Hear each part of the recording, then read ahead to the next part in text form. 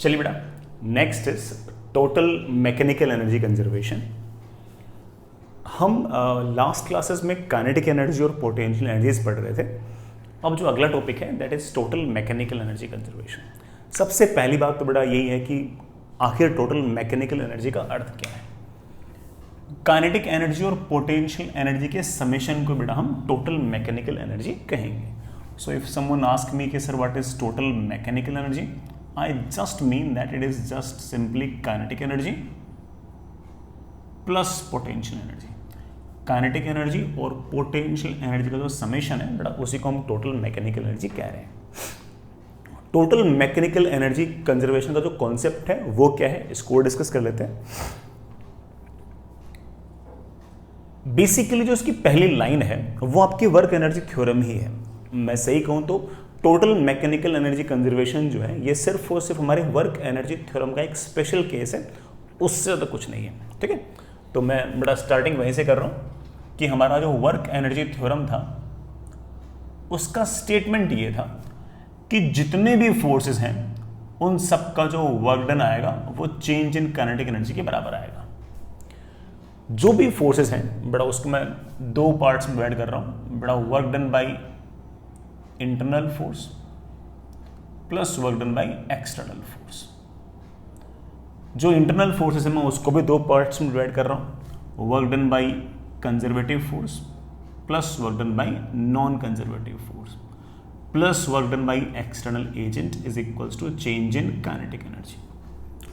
Work done by conservative force is always equals to बेटा तुम जानते हो negative of change in potential energy. बेटा यही तो हमारे पोटेंशियल एनर्जी के चेंज की बेसिक डेफिनेशन थी। तो आप कह सकते हो कि negative of work done by conservative force plus work done by non conservative forces plus work done by external agent is equals to change in kinetic energy. तो इट गिव्स मी कि work done by non conservative forces plus work done by external agent is basically change in kinetic plus change in potential. This change in kinetic plus change in potential can also be written as change in total mechanical energy because total mechanical energy is summation of kinetic plus potential। अगर मान लीजिए बेटा कभी if work done by non conservative forces 0 हुआ और work done by external agent भी 0 हुआ, ये टर्म 0 ये टर्म 0, तो हम बड़े आराम से कह सकते हैं in that case your change in total mechanical energy will also be 0। And if change in total mechanical energy is 0, it means that total mechanical energy is conserved, total mechanical energy is constant। I could say easily कि initial total mechanical energy is equal to final total mechanical energy is equal to final total mechanical energy। इसी बात को बड़ा एक style से मैं और लिख सकता हूँ।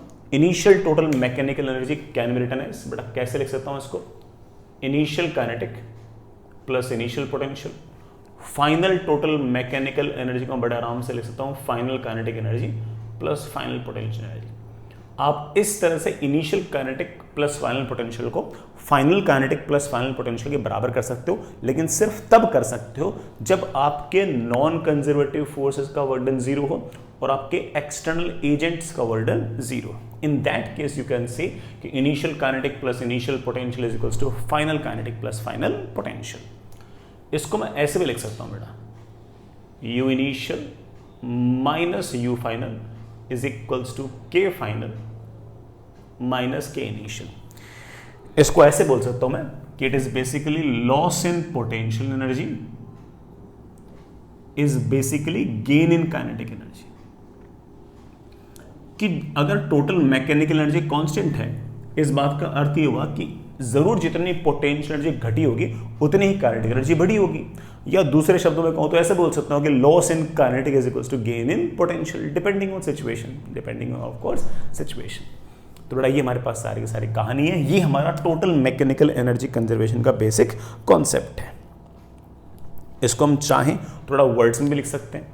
वर्ड्स में मैं ऐसे कहूंगा कि if work done by non-conservative forces and external agents are 0, then we could say that total mechanical energy of the system is always conserved। तो बड़ा एक छोटी सी लाइन लिखना, if work done by non-conservative forces and work done by external agent are 0 on a system, then total mechanical energy of system is conserved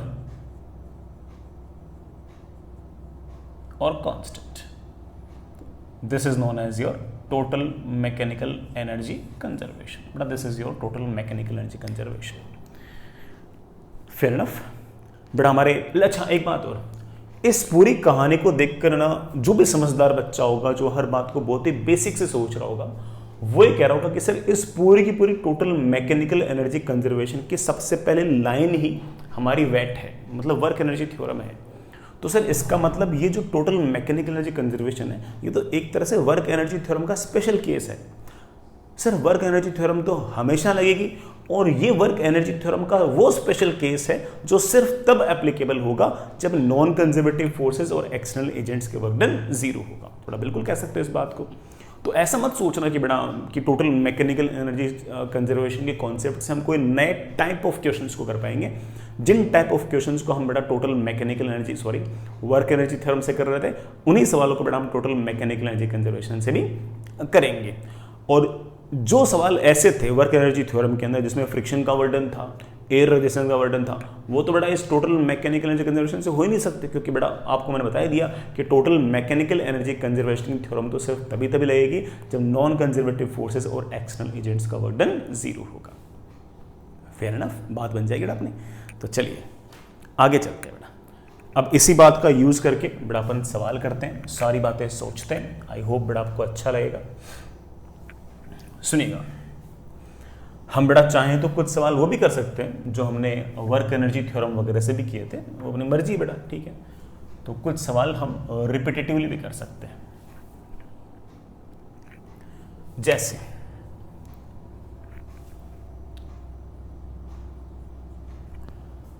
सुनिए बेटा, मैं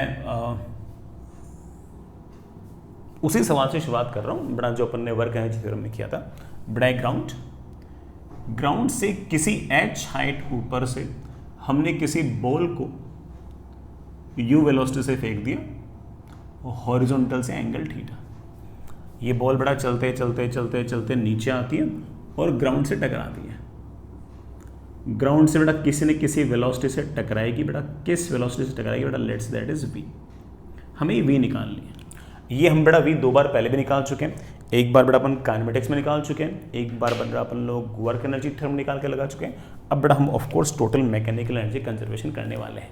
पहले check कर लो बेटा, यहाँ से यहाँ तक के इसके मोशन में क्या कोई एक्सटर्नल फोर्स है? आप बोलोगे हाँ सर ग्रेविटेशनल फोर्स है। नहीं बेटा, ग्रेविटेशनल फोर्स है ना, वो तो कंजर्वेटिव फोर्स है, उसे हम सिस्टम का हिस्सा मान सकते हैं, वो एक्सटर्नल फोर्स नहीं है। और कोई एक्सटर्नल फोर्स नहीं, कोई एयर रेजिस्टेंस फ्रिक्शनल फोर्स नहीं। हम ना तो कोई एयर रेजिस्टेंस कंसिडर करते हैं, ना ही बेटा कोई हम विस्कस फोर्स वगैरह कंसिडर करते हैं। हम बड़े आराम से कह सकते हैं कि इस पूरे के पूरे केस में किसी एक्सटर्नल एजेंट का कोई वर्क डन नहीं है, किसी नॉन कंजर्वेटिव फोर्स का कोई वर्क डन नहीं है। तो हम कह सकते हैं कि हम बड़े आराम से इसमें टोटल मैकेनिकल एनर्जी कंजर्वेशन लगा सकते हैं। Total mechanical energy conservation says that कि initial kinetic plus initial potential is equals to final kinetic plus final potential. Initial kinetic it can be written very easily, that is half mu square. Initial potential, in this case बेटा potential energy is of course देखते हैं potential इस बात पर depend करती है कि आप कहाँ पर जीरो मान रहे हो। अगर मैंने यहाँ जीरो मान ली बेटा ग्रेविटेशनल पोटेंशियल एनर्जी, तो आप कह सकते हो कि यहाँ से h हाइट ऊपर ग्रेविटेशनल पोटेंशियल एनर्जी होगी m into ji into H, that is equals to यहाँ पर total mechanical energy that is kinetic, that is half M V square plus potential बेटा पोटेंशियल इज 0। और हमारे पास बेटा v की value आ गई है root of u square plus 2gh। इसमें सर थीटा तो आया ही नहीं। हाँ बेटा नहीं आया, जरूरत भी नहीं बेटा थीटा की। तो हम जानते हैं इस बात को कि टकराते वक्त जो स्पीड होगी वो इस बात पर डिपेंड नहीं होगी कि बेटा आपने एंगल थीटा कैसा रखा है। हर केस में बेटा ग्राउंड से जब स्ट्राइक कर रहा होगा तो हर बार बेटा आपकी जो स्पीड होगी वो root of u square plus 2gh ही होगी। फेयर इनफ, ठीक है बेटा। आगे चलिए, इसी बात को मेरे बच्चे एक स्टाइल से और भी सोच सकते थे कि सर नॉन कंजर्वेटिव फोर्स का वर्क डन 0 है, एक्सटर्नल एजेंट्स का वर्क डन 0 है।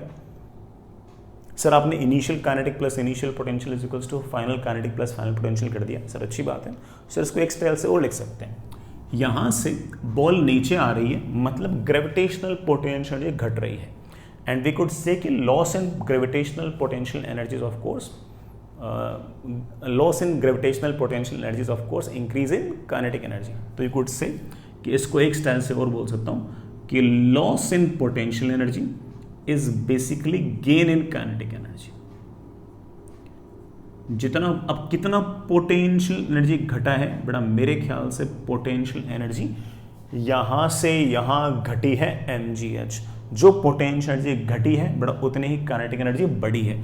जो काइनेटिक एनर्जी बेटा कितनी बढ़ी है बेटा, बाद में ज़्यादा है पहले कम है, that is half mv² minus half mu²। इससे बेटा हमारे पास v की वैल्यू आ गई, अगेन बेटा वही आ गई, that is root of u² plus 2gh। ये बेटा हमारा आ गया। तो जिस भी स्टाइल से सोचो बड़ा कोई दिक्कत नहीं है, हर तरीके से करो बड़ा आंसर आपके सेम ही आएंगे। Fair enough. आगे चलिए बेटा, हम और सोचते हैं बेटा इन सब बातों। चलिए नेक्स्ट बेटा, मैं शुरुआत थोड़ी सी आसान सवालों से कर रहा हूं, फिर अपन धीरे धीरे बेटा सवाल का लेवल थोड़ा थोड़ा तो बढ़ाएंगे यार, है ना। चलिए बच्चों, अगला सवाल, आपके पास एक स्मूथ सरफेस, कोई फ्रिक्शन वगैरह नहीं है बड़ा, बिल्कुल स्मूथ सरफेस। इस स्मूथ सरफेस पर आपके पास एक m मास का ब्लॉक, इस m मास के ब्लॉक को बड़ा मैंने सामने की तरफ वेलोसिटी दे रखी है u, और ये बड़ा आपके पास एक स्प्रिंग, ये बड़ा यहां से हिंज्ड, स्प्रिंग का स्प्रिंग कांस्टेंट के बड़ा शुरुआत में ये नेचुरल लेंथ पे बड़ा ब्लॉक जाएगा जाएगा जाएगा जाएगा, स्प्रिंग से टच करेगा, स्प्रिंग से टच करते ही ब्लॉक पर फोर्स लगेगा इधर की तरफ, वो लगातार इसकी वेलोसिटी को घटाएगा घटाएगा घटाएगा घटाएगा, कभी न कभी इस ब्लॉक की वेलोसिटी एक इंस्टेंट के लिए जीरो हो जाएगी। उस टाइम पर स्प्रिंग का कंप्रेशन सबसे ज्यादा। सवाल ही बेटा वही है, find maximum compression in the spring.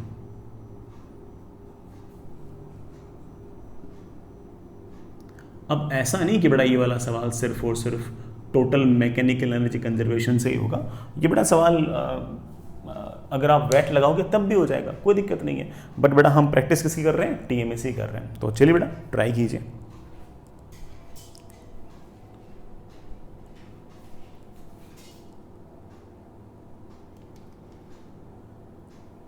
ठीक है बेटा, अब सही है।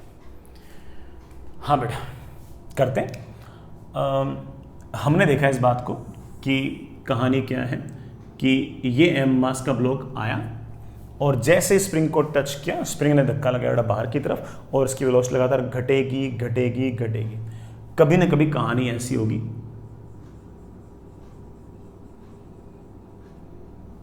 कि स्प्रिंग के अंदर कुछ ना कुछ कंप्रेशन आ जाएगा और आपका m मास का ब्लॉक यहां कहीं आ जाएगा। ये बड़ा मान लेते हैं कि स्प्रिंग के अंदर कंप्रेशन आ चुका है, लेट से x, और इस टाइम बड़ा ब्लॉक की वेलोसिटी हो गई है 0 और ये आपका m मास। Fair enough.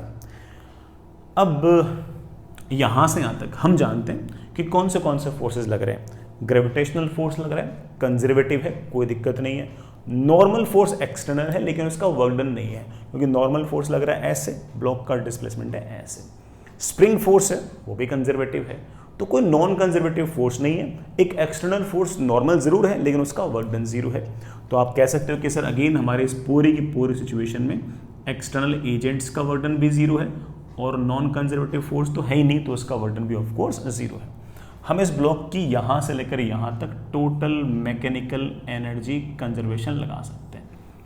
Initial kinetic half mu², बड़ा इनिशियल ग्रेविटेशनल पोटेंशियल बड़ा ग्राउंड पे है 0 मान लेते हैं। इनिशियल स्प्रिंग पोटेंशियल एनर्जी बड़ा स्प्रिंग के पास शुरुआत में नेचुरल लेंथ है, इट इज 0। बाद में इस ब्लॉक के पास काइनेटिक एनर्जी 0, बड़ा ब्लॉक की जितनी हाइट पहले थी उतनी हाइट बाद में है, तो पहली वाली ग्रेविटेशनल पोटेंशियल 0 मान रखी, तो अब भी 0 मानो। प्लस बेटा आपके पास स्प्रिंग के पास पोटेंशियल एनर्जी आ गई है एंड दैट इज हाफ के एक्स का स्क्वायर। सॉल्व करते ही बेटा हमारे पास बड़े आराम से कंप्रेशन की वैल्यू आ गई। I think the value of compression comes out to be m by k into u. I think that is root of m by k into u. बेटा हमारा मैक्सिमम कंप्रेशन आ गया इस तरह से, ये बेटा आपका मैक्सिमम कंप्रेशन। अच्छा है बेटा, इसी बात को आप एक तरीके से और बोल सकते थे, मतलब बोल तो क्या सकते थे, आंसर निकाल सकते थे कि सर यहां से यहां आएगा तो इस केस में काइनेटिक एनर्जी घटेगी, और जितनी काइनेटिक एनर्जी बढ़ेगी घटेगी उतनी ही पोटेंशियल एनर्जी बढ़ेगी। इस बार कौन सी पोटेंशियल एनर्जी बढ़ेगी? आप बोले सर इस बार ग्रेविटेशनल पोटेंशियल कोई चांस ही नहीं है, वो तो पहले भी इतनी थी अब भी इतनी है। हाँ, स्प्रिंग पोटेंशियल एनर्जी बढ़ जाएगी। तो आप कह सकते हो कि इस केस में टोटल मैकेनिकल एनर्जी कंजर्वेशन लगाने का एक तरीका और है कि loss in kinetic energy is of course gain in potential energy. But what is loss in kinetic energy? Initially ज्यादा थी, that was half m u square. Finally बेटा कम है, that is 0, that is equals to gain in kinetic energy. बेटा gain in potential energy. Spring के पास शुरुआत में कुछ नहीं थी और बाद में पोटेंशियल एनर्जी बढ़कर हो गई है हाफ के एक्स स्क्वायर। अगेन बेटा हाफ से हाफ कैंसिल, आपसे बेटा एक्स पूछ रखा है, बड़ा वही आंसर वापस से। Fair enough. चलिए आगे चलते हैं बेटा, थोड़ा अगेन बेटा अपन और सिचुएशन को घुमाते हैं, थोड़ा और बेटर करने की कोशिश करते हैं, कुछ और सीखने की कोशिश करते हैं, हो जाएगा बेटा अपन से सब, है ना। आगे चलते हैं बेटा। नेक्स्ट अच्छा सवाल है बेटा, आराम से इत्मीनान से करें बेटा। आपके पास एक इंक्लाइंड प्लेन, ये एंगल थीटा, ये जो सरफेस है बेटा, ये सरफेस आपका स्मूथ है, कोई फ्रिक्शन नहीं है, ठीक है ना। और ये मेरे पास एक m मास का ब्लॉक, ये बेटा मेरे पास एक m मास का ब्लॉक है। इस m मास के ब्लॉक को ये बड़ा अपन ने एक स्प्रिंग से जोड़ रखा है। स्प्रिंग का स्प्रिंग कांस्टेंट k है और ये शुरुआत में नेचुरल लेंथ पे, और m मास के ब्लॉक को मैंने यहां से रिलीज किया है, बेटा। अब जैसे आपने रिलीज किया तो इस m मास के ब्लॉक पर कौन से फोर्स हैं? mg है और नॉर्मल है। इस तरफ mg sin थीटा, इस तरफ mg cos थीटा, इस तरफ नॉर्मल।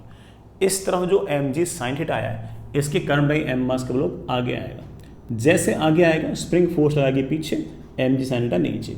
जब तक mg sin थीटा kx से बड़ा है तब तक नेट फोर्स है डाउन द इंक्लाइन, तो एक्सलरेशन है डाउन द इंक्लाइन, तो लगातार ब्लॉक की स्पीड बढ़ेगी बढ़ेगी बढ़ेगी। ब्लॉक की स्पीड सबसे ज़्यादा कब होगी? मैं बता चुका हूँ बेटा आपको पहले एक बार। उस टाइम होगी जब बेटा नीचे वाला फोर्स और ऊपर वाला फोर्स बराबर कर जाएंगे। उसके बाद ब्लॉक और आगे जाएगा। जैसे बेटा ब्लॉक और आगे जाएगा, अब स्प्रिंग का फोर्स बड़ा होगा और mg sin थीटा छोटा होगा, तो लगातार स्पीड घटेगी घटेगी घटेगी। जब मैक्सिमम कंप्रेशन इन स्प्रिंग होगा उस टाइम बेटा ब्लॉक की स्पीड हो जाएगी 0। फिर वहां पर रुकेगा नहीं बेटा, फिर वापस आएगा, फिर यूं यूं लगातार ऐसे ऑसिलेटरी मोशन करेगा। Fair enough. बेटा पहला सवाल पूछ रहा हूं इसमें, find maximum compression in spring. बेटा स्प्रिंग के अंदर मैक्सिमम कंप्रेशन निकालें। बेटा ये तो बिल्कुल ना सोचें कि sir mg sin theta equals to kx, नहीं बेटा। जब फोर्सेस जीरो होंगे उस टाइम बेटा ब्लॉक की वेलोसिटी जीरो नहीं होगी, बल्कि ब्लॉक की वेलोसिटी मैक्सिमम होगी, ब्लॉक वहां से और नीचे आएगा। तो चलिए बेटा, जिस टाइम मैक्सिमम कंप्रेशन होगा उस टाइम लेट्स से बेटा आपका डायग्राम ऐसा होगा। मैं बेटा साइड में बना के दिखा दूं।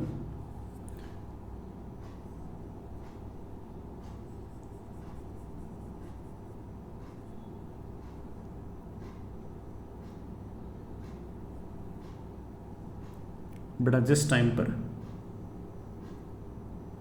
ये ऐसे कहीं आ जाएगा, लेट्स से बेटा दिस इज मैक्सिमम कंप्रेशन। इस टाइम बेटा आपके इस ब्लॉक की वेलोसिटी 0 हो जाएगी, इस टाइम बेटा पहले से वेलोसिटी 0। ठीक है बेटा, ऐसा कुछ हो जाएगा।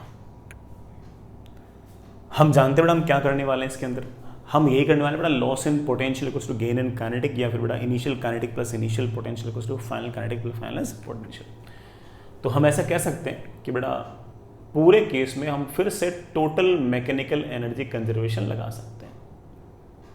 हालांकि हम बेटा वेट भी लगा सकते थे। इनिशियल काइनेटिक रिलीज्ड है इसलिए 0। इनिशियल पोटेंशियल एनर्जी की 2 टर्म्स आएंगी बेटा, स्प्रिंग और ग्रेविटेशनल। बेटा शुरुआत में स्प्रिंग नेचुरल लेंथ पे है तो मैंने 0 लिख दिया। ग्रेविटेशनल पोटेंशियल एनर्जी बेटा डिपेंड करती है कि बेटा कहाँ पर आप 0 मान रहे हो, वो तो बेटा ठीक है। अगर मान लो कि मैंने बेटा यहाँ पर ग्रेविटेशनल पोटेंशियल 0 मान ली, तो बेटा पहले ब्लॉक यहाँ से एक्स मैक्स डिस्टेंस पे है। बेटा अगर ये डिस्टेंस एक्स मैक्स होगी तो बेटा ये हाइट आपकी एक्स मैक्स का साइन थीटा होगा। अगर ये डिस्टेंस आपके पास x है तो बेटा ये एक्स मैक्स का साइन थीटा होगा। तो अगर यहाँ पर ग्रेविटेशनल पोटेंशियल 0 है तो यहाँ पर एम जी एच है, m into ji into h, h is of course x max का sine theta, that is equals to यहाँ पर बेटा what is final kinetic energy 0, what is final potential energy. 2 energies आएंगी बेटा, कौन से spring के पास आएगी हाफ के एक्स मैक्स का square plus gravitational potential energy. बेटा यहाँ पर तो हम बेटा ग्रेविटेशनल पोटेंशियल एनर्जी क्या मान चुके हैं 0, तो बेटा 0 लिख दो। जैसे हमने 0 लिख दिया, एक एक्स मैक्स कैंसिल और मैक्सिमम कंप्रेशन की वैल्यू आ गई है, वो बेटा कितनी वैल्यू आ गई है 2mg sin थीटा अपॉन के। आपको बेटा हल्का फुल्का वर्क एनर्जी थ्योरम वाले टाइम से बेटा फंडा याद आ गया होगा कि पहले mg sin थीटा बाई के स्पीड बढ़ेगी, बाद के mg sin थीटा के स्पीड घटेगी, फिर यूं लगातार ऐसे ऐसे ऑसिलेटरी मोशन करेगा। तो मैक्सिमम कंप्रेशन कितना आएगा बेटा, मैक्सिमम कंप्रेशन आएगा 2mg sin थीटा बाई के। This is our maximum compression. Fair enough. चलिए बेटा आगे चलते हैं। यार एक काम और कर सकते हैं बेटा, गलती से डायग्राम मिट गया बट इसमें एक सवाल और कर लो बेटा। आप लोग बेटा उसी एक डायग्राम से काम चला सकते हो, सवाल वाले से कोई दिक्कत नहीं है बेटा। सवाल वापस से पूछ रहा हूँ। आपके पास बेटा ये वाला एंगल थीटा और ये बेटा अच्छा यहाँ पर बेटा आपने स्प्रिंग, ये स्प्रिंग बेटा ऐसे, और इस स्प्रिंग से बेटा हमने m मास का ब्लॉक बांध रखा था। स्प्रिंग का स्प्रिंग कांस्टेंट k है, शुरुआत में नेचुरल लेंथ है और ये m मास का ब्लॉक है। यहां से बेटा अपन लोगों ने इसको रिलीज भी किया, ये बेटा रिलीज भी किया। अब सवाल हमसे ये पूछा गया है कि आप समझिए बेटा क्या पूछूंगा मैं आपसे। इस बार बेटा मैं इस ब्लॉक की मैक्सिमम स्पीड पूछूंगा। आप जानते हो बेटा मैक्सिमम स्पीड कहाँ पर होगी, वेलोसिटी वहाँ मैक्सिमम होगी जहाँ पर dv बाई dt 0 होगा। भाई किसी भी चीज़ का मैक्सिमम निकालने के लिए अपन क्या करते हैं, उसको डिफरेंशिएट करके इक्वल टू 0। तो वेलोसिटी मैक्सिमम वहाँ होगी जहाँ पर dv बाई dt 0 होगा। dv बाई dt 0 मतलब एक्सेलरेशन 0, एक्सेलरेशन 0 मतलब बेटा नेट फोर्स 0। नेट फोर्स 0 कहाँ पर होगा, जब आपका ब्लॉक यहाँ कहीं आ जाएगा और mg sin थीटा नीचे और kx ऊपर, और x की वैल्यू आ जाएगी mg sin theta by k। उस टाइम पर आपके पास बड़ा स्पीड सबसे ज़्यादा रहेगी। तो बड़ा सवाल है find maximum speed of the block. इस ब्लॉक की बेटा मैक्सिमम स्पीड निकालनी है, अधिकतम स्पीड निकालनी है। पहली बात तो बेटा मैं एक हिंट लिख दूं कि मैक्सिमम स्पीड अकर कहां करेगी। मैं बेटा कई बार बोल चुका हूं इस बात को, V max will occur at dynamic equilibrium. I really hope बेटा आपको पता है कि डायनामिक इक्विलिब्रियम बेटा कौन सा पॉइंट है। डायनामिक इक्विलिब्रियम बेटा वो वाला पॉइंट है जहां पर आपकी बेटा स्पीड 0 नहीं होती बल्कि एक्सेलरेशन 0 होता है। तो बेटा कहां पर होगा एक्सेलरेशन 0, देख लेते हैं बेटा। मैं बेटा दूसरा वाला डायग्राम बना रहा हूं। दूसरे वाले डायग्राम पर स्प्रिंग यहां कहीं ऐसे आ जाएगी, m मास का ब्लॉक यहां कहीं आ जाएगा और m मास के ब्लॉक के पास इस टाइम पर velocity is going to be maximum and in this case there will be some compression and the compression will be, बड़ा कंप्रेशन कितना आएगा, बड़ा कंप्रेशन आएगा x is equals to M ji sine theta by K. ठीक है बेटा, अब यहां से अब तक कि इसके मोशन में एक्सटर्नल फोर्स है नॉर्मल, लेकिन उसका वर्क डन जीरो है।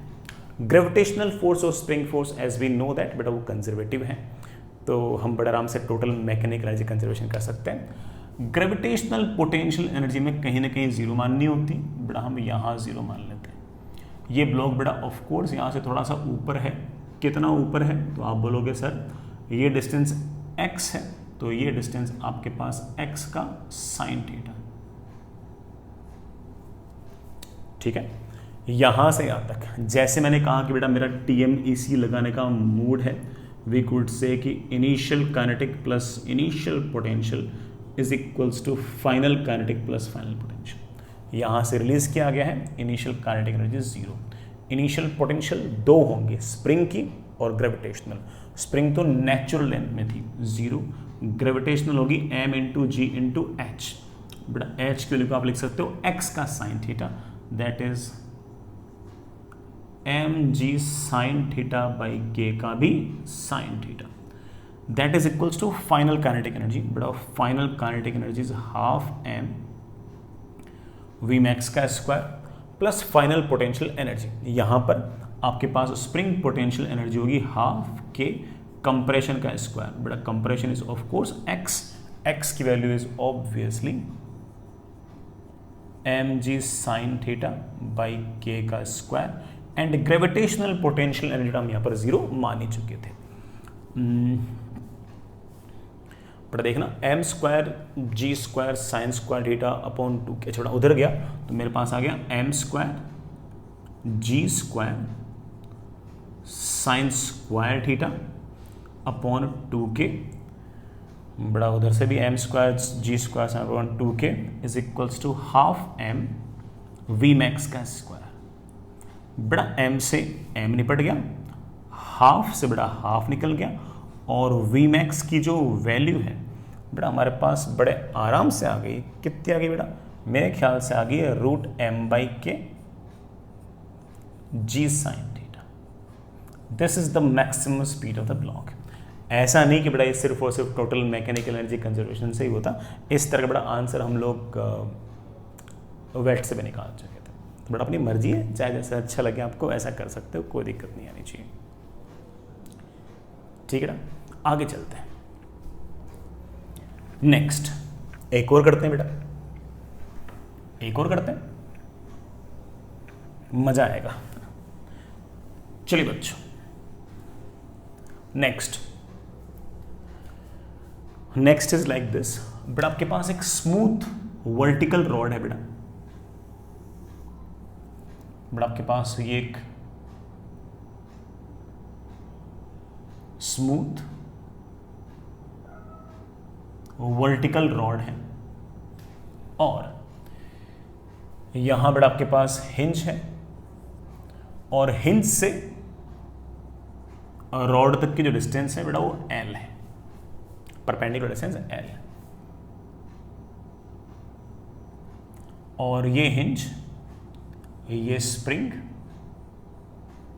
बेटा यहां मैंने एक M मास का एक बीड बांध रखा है बेटा, और ये वाला जो एंगल है बेटा, ये वाला एंगल 37 डिग्री है। स्प्रिंग का स्प्रिंग कांस्टेंट K है। स्प्रिंग बेटा अभी नेचुरल लेंथ पे नहीं है, इसकी नेचुरल लेंथ L है, इसकी नेचुरल लेंथ L है। Of course this length is not L, this length is L upon cos 37, तो स्प्रिंग में बेटा कोई ना कोई एक्सटेंशन तो है। अब जो स्प्रिंग होगी बेटा, जैसे ही आप इस स्प्रिंग को बड़ा बीड से बांध रखा है, इस बीड को बड़ा हम लोगों ने रिलीज किया। जैसे रिलीज करोगे बड़ा बीड लगातार नीचे आएगी। जिस टाइम पर आपकी स्प्रिंग हॉरिजॉन्टल हो जाएगी बड़ा ये सारा का सारा अरेंजमेंट वर्टिकल प्लेन में पड़ा है। और छोटा लिख ही देना, रॉड वर्टिकल है, और अलग से लिखने की क्या जरूरत है ना। मैं क्या करता, हाँ, find speed of bead when spring becomes horizontal.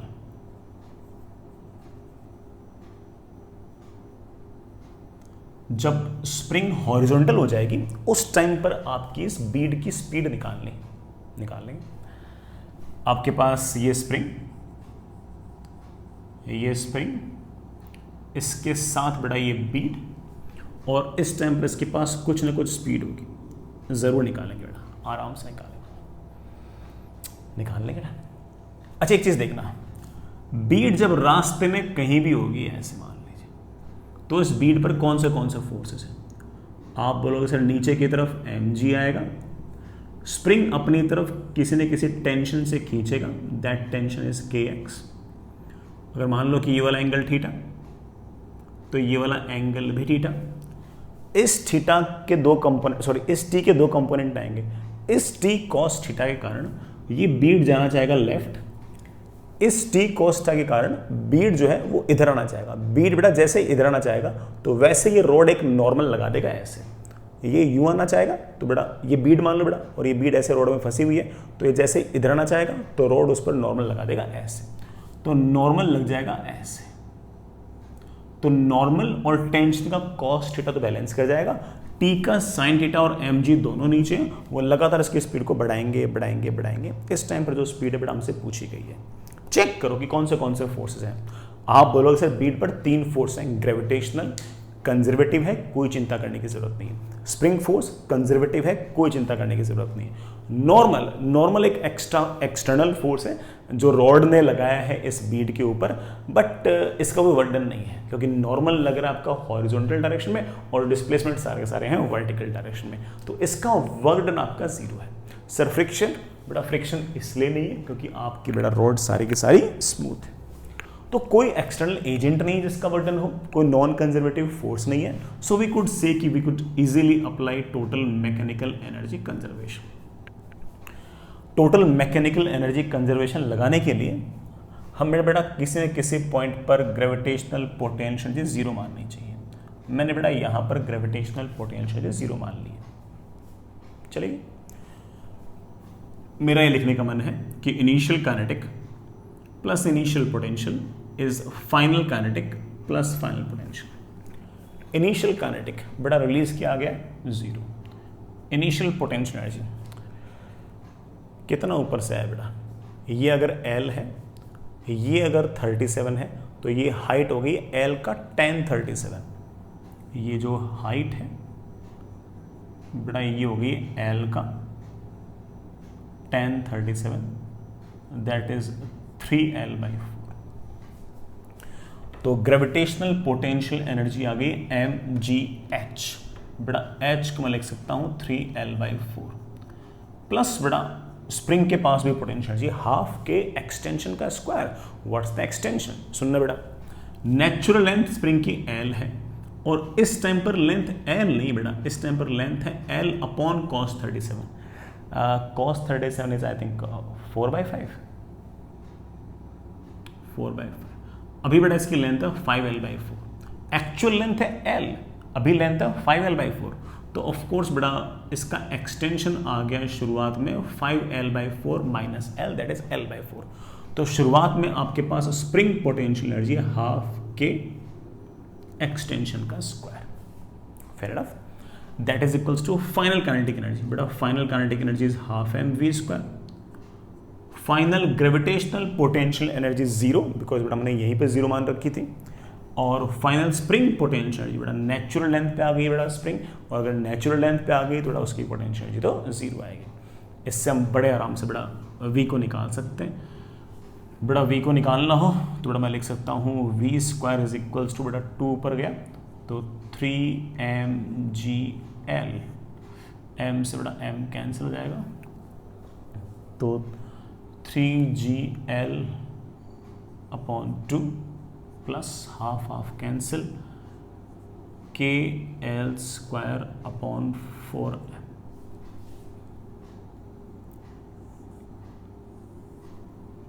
ये बड़ा आपका स्पीड, बड़ा ही आपकी स्पीड है। कैलकुलेशन में चेक कर लेना बेटा, 2 से मैंने उसको कैंसिल कर दिया, m से कैंसिल आ गया तो मेरे पास आ गया 3gl/2 प्लस हाफ से हाफ kl²/4। ठीक है ना, ये आपकी स्पीड है।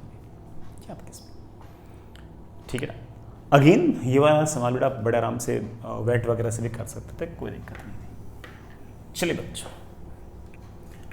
और देखते हैं बेटा। नेक्स्ट 2-3 सवाल बेटा अपन और करते हैं। सुनिएगा, आपके पास बेटा इस तरह का अरेंजमेंट है कि ये हॉरिजॉन्टल सरफेस, ये वर्टिकल वॉल, ये वर्टिकल वॉल, ठीक। ये बेटा आपके पास एक इंक्लाइन प्लेन, इसका एंगल थीटा, बेटा ये मूव कर सकता है, इसका मास बेटा स्मॉल m है। एक दूसरा प्लैंक बेटा ऐसे,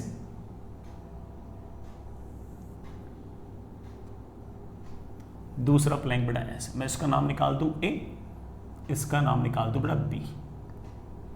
B का मास बेटा कैपिटल M है, और हमने सारे के सारे सिस्टम को रिलीज किया है बेटा, सारी सरफेसेस स्मूथ है बेटा, मैंने इसको रिलीज किया है। रिलीज किया है तो ऑफ कोर्स बी वाला ब्लॉक आएगा नीचे तो ए वाला ब्लॉक जाएगा लेफ्ट, बी आएगा नीचे तो ए जाएगा लेफ्ट, ठीक है ना। ये फ्री टू मूव है, फ्री टू मूव है बेटा, सारी सरफेसेस स्मूथ है बेटा, ये वाली सरफेस भी स्मूथ और वो आपकी बेटा वर्टिकल वॉल भी smooth.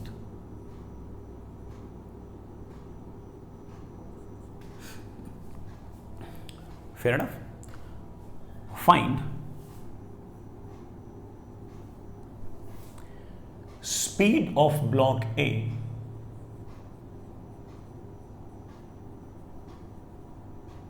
when block B descends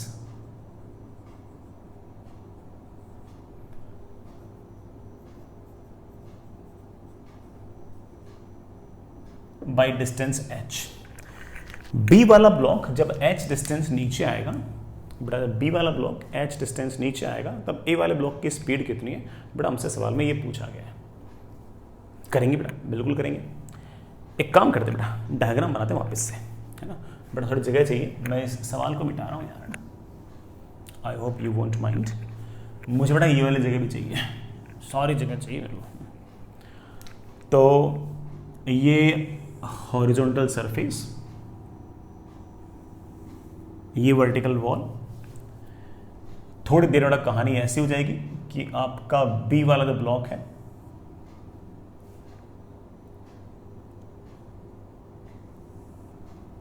बेटा वो चलते चलते ऐसे, ए वाला ब्लॉक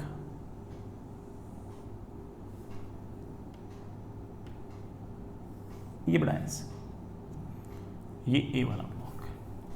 बी वाला जो ब्लॉक है बेटा वो अपनी इनिशियल पोजीशन से h डिस्टेंस नीचे आया है बेटा, h शायद सवाल में स्मॉल दे रखा होगा, चेक कर लेना, अगर नहीं दे रखा तो बेटा स्मॉल लिख लेना उसमें। ये बेटा h नीचे आ गया,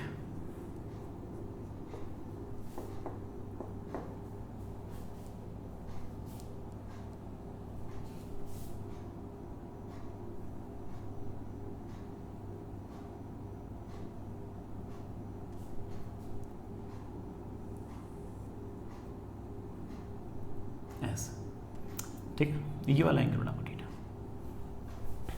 मुझसे इस टाइम पर ए वाले ब्लॉक की वेलोसिटी पूछिए बेटा, लेट से बेटा इसकी वेलोसिटी है v, इसकी बेटा वेलोसिटी v होगी, तो बी वाले ब्लॉक की बेटा वेलोसिटी, वैसे मैं आपको बेटा वेज कंस्टेंट में सिखा चुका हूं, मैंने ये भी कहा है कि बेटा आप उसका रिजल्ट याद रख सकते हो, लेकिन अगर किसी बच्चे को याद ना हो तो मैं करके दिखा देता हूँ। सुनना बेटा, इस ब्लॉक के और इस ब्लॉक की वेलोसिटीज को रिलेट करने के लिए बेटा वेज कंस्टेंट लगाओ। वेज कंस्टेंट के लिए बेटा सबसे पहले कॉमन सरफेस बनाओ, बेटा बना दी। इस ब्लॉक की बेटा वेलोसिटी में मान लेता हूँ नीचे की तरफ u, बेटा मुझे u निकालनी है। कॉमन सरफेस बना दी, कॉमन सरफेस के परपेंडिकुलर डायरेक्शन में एक लाइन खींचो, बेटा खींच दी। अब दोनों की वेलोसिटीज दिखाओ।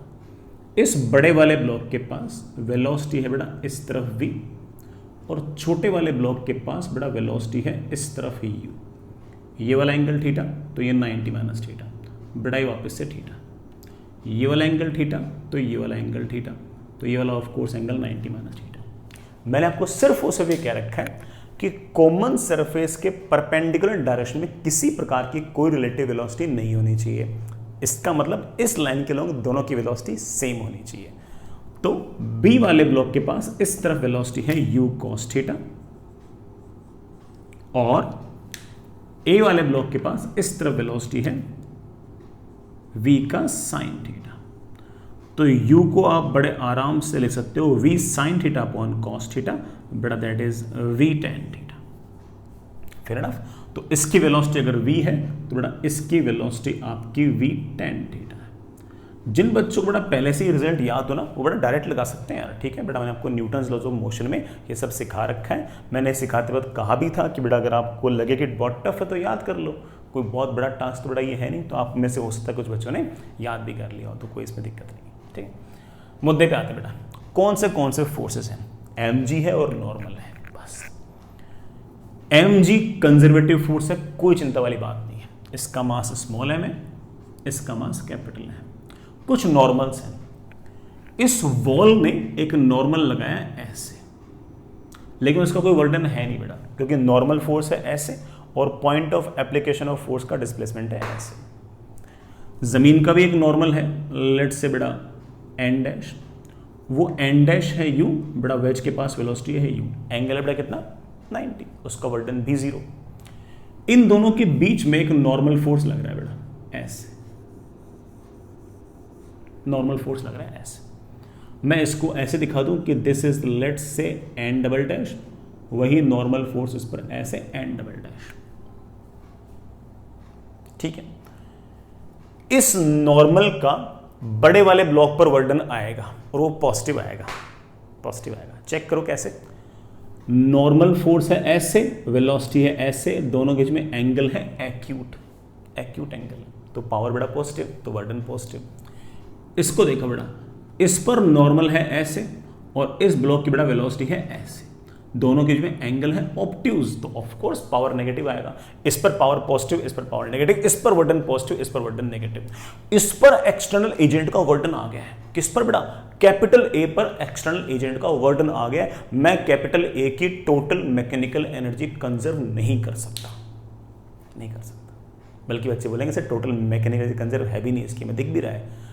इस ब्लॉक ए की हाइट पहले भी उतनी थी, अब भी उतनी है, तो पोटेंशियल एनर्जी में कोई चेंज नहीं दिख रहा, लेकिन इसकी स्पीड लगातार बढ़ रही है। सर इसकी काइनेटिक एनर्जी लगातार बढ़ रही है, तो सर काइनेटिक एनर्जी बढ़ रही है और पोटेंशियल उतनी की उतनी है, तो सर पक्की बात है कि इसकी टोटल मैकेनिकल एनर्जी तो बढ़ी है। सर इसकी कंजर्व नहीं दिख रहा है। इसी तरह से इस ब्लॉक बी को देखो बेटा, इस ब्लॉक बी को अगर मैं देखूं तो ब्लॉक बी को अगर मैं देखूं तो नॉर्मल लग रहा है ऐसे और इसके पास वेलोसिटी है ऐसे, एंगल बेटा आपकी कितना है ऑब्ट्यूज, तो पावर नेगेटिव तो वर्डन नेगेटिव, इस पर वर्डन नेगेटिव है। जो वर्डन नेगेटिव है एक्सटर्नल एजेंट का, जरूर इसकी टोटल मैकेनिकल एनर्जी को घटाया होगा, घटाया। तो ना तो इसकी टोटल मैकेनिकल एनर्जी कंजर्व है ना इसकी कंजर्व है। सर हेडिंग तो अपन ने टोटल मैकेनिकल एनर्जी कंजर्वेशन लगा रखा है, सर बेइज्जती हुई क्या? नहीं बेटा बेइज्जती तो नहीं हुई है। हम शायद ए ब्लॉक की टोटल मैकेनिकल एनर्जी कंजर्व नहीं कर सकते, बी ब्लॉक की टोटल मैकेनिकल एनर्जी भी कंजर्व नहीं कर सकते, लेकिन शायद ए प्लस बी की कर सकते हैं। सर ए प्लस बी कैसे कर पाएंगे, दिखाता हूं। अगर मैं आपसे पूछूं कि इस नॉर्मल का पावर ए पर कितना है, power of normal on A, तो नॉर्मल फोर्स इनटू वेलोसिटी, बड़ा वेलोसिटी है ऐसे, into cos of angle between them. बड़ा पावर का फॉर्मूला याद है ना, normal force into velocity into cos of angle. बड़ा ये वाला angle is of course 90 minus theta. मेरे पास आ गया that is N double dash V sine theta. इसी तरह से मैं आपसे पूछूं कि बेटा बताओ power of normal on B, तो आप बोलोगे sir N double dash into इसकी वेलोसिटी, बेटा इसकी वेलोसिटी v नहीं है, बेटा इसकी वेलोसिटी v tan थीटा है, v tan theta into cos of angle between them. बेटा नॉर्मल और वेलोसिटी बीच में एंगल कितना है, ये बेटा वेलोसिटी है, ये नॉर्मल है, कितना एंगल दोनों के बीच में चेक करना बेटा। ये वाला एंगल थीटा, तो ये वाला एंगल भी थीटा, तो ये वाला एंगल ऑफ कोर्स बेटा कितना 180 minus theta, cos 180 minus theta. बेटा cos 180 minus theta is I think बेटा माइनस कॉस थीटा। बेटा मेरे पास आ गया that is n double dash v tan theta into minus cos theta. tan theta is sine theta upon cos theta, बेटा cos theta cancel, मेरे पास ये आ गया minus n double dash v का साइन थीटा, ये आ गया बेटा। जितना पावर इस पर पॉजिटिव उतना ही पावर बेटा इस पर नेगेटिव, इसका मतलब इस पर जितना वर्डन पॉजिटिव उस पर इतना वर्डन नेगेटिव। तो ये जो नॉर्मल जो इंटरनल फोर्स है इसका वर्डन ब्लॉक ए पर पॉजिटिव है, ब्लॉक बी पर उतना ही नेगेटिव है। इसलिए ए वाले ब्लॉक की हो सकता है कि टोटल मैकेनिकल एनर्जी बढ़ रही हो, बी वाले ब्लॉक की घट रही हो। हम ना तो ए की टोटल मैकेनिकल एनर्जी कंसिडर कर सकते हैं ना बी की कर सकते हैं, किसकी कर सकते हैं, पूरे सिस्टम की, पूरी सिस्टम की। इसलिए क्योंकि पूरे सिस्टम पर ए प्लस बी पर नॉर्मल का कोई वर्डन नहीं है, ए पर है बी पर है मगर ए प्लस बी पर नहीं है। ये पहली बार बेटा अपन सवाल कर रहे थे इसलिए मैंने इतना सारा एक्सप्लेन किया। आपको बेटा अगली बार जैसे सवाल नजर आए आप डायरेक्ट चिपका सकते हो, कोई दिक्कत नहीं। तो बेटा मैं हिंट लिख रहा हूं, apply TMEC on not A not B but A plus B। चलिए बेटा मेरा मन कर रहा है कि मैं ऐसे लगा दूं, initial kinetic plus initial potential is equals to final kinetic plus final potential. बेटा इस शुरुआत वाली टोटल हाइट को आप एक बार के लिए कैपिटल H मान लो। सर गिवन नहीं है, कोई बात नहीं बेटा, कैंसिल हो जाएगी। इनिशियल काइनेटिक ये भी रेस्ट पे ये भी रेस्ट पे, initial kinetic energy 0 plus 0। Initial gravitational potential energy, बेटा ब्लॉक ए की तो बेटा ग्रेविटेशनल पोटेंशियल लिखने की जरूरत नहीं है, इसकी हाइट तो पहले भी इतनी थी बाद में भी इतनी है, मत लिखो। कैपिटल M मास का ब्लॉक H हाइट पर है तो लिख दो बेटा capital M into G into H that is equals to final kinetic energy half mv square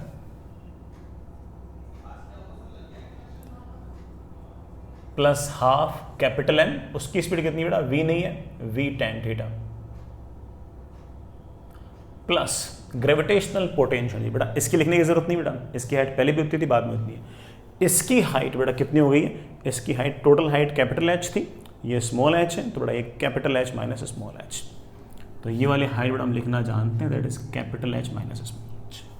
तो that is capital M into G into capital H minus small h। बेटा ये mg capital H वाली term तो बेटा क्या हो गई, cancel होनी भी चाहिए थी बेटा, कैपिटल H दे भी रखा था। इससे हम बड़े आराम से लिख सकते हैं कि मेरे पास आ गया m into ji into H is equals to half, बड़ा बाहर निकाल दो m plus capital M tan square theta into v square. बेटा कैलकुलेशन सही की ना अपन ने, ठीक है बेटा। इससे मेरे पास v की वैल्यू आ गई है, बेटा कितनी वैल्यू आ गई, v की वैल्यू आ गई है root of 2 times mgh plus small m plus capital M tan square theta. ये बेटा इसकी वेलोसिटी आ गई। अगर कोई इसकी वेलोसिटी पूछेगा तो ही पता है, इसकी v है तो उसकी बेटा v tan थीटा है, और दोनों की बेटा में स्पीड पता है। इसी टोटल मैकेनिकल एनर्जी की कंजर्वेशन को एक तरह से हम और भी लिख सकते थे भाई, loss in potential equals to gain in kinetic. ऐसे लिख दो बेटा कि पूरे सिस्टम की loss in potential energy is equals to पूरे सिस्टम की, ए या बी की, ए के अकेले नहीं बेटा, बी के अकेले नहीं, ए प्लस बी की, that is gain in kinetic energy. पूरे सिस्टम की लॉस इन पोटेंशियल एनर्जी कितनी है। आप बोले सर इसने तो पोटेंशियल में कोई लॉस नहीं किया, इसने किया है।